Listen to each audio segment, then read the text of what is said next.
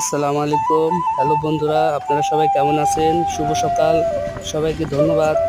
এই সকালবেলা একটা ভিডিও ছাড়লাম। ছাদে গেছিলাম, একটু গোলাপ ফুলে একটু ভিডিও করলাম দেখার জন্য। আপনারা সবাই দেখবেন আশা করি। সবাই ভালো থাকবেন। সবাইকে ধন্যবাদ। আসসালামু আলাইকুম।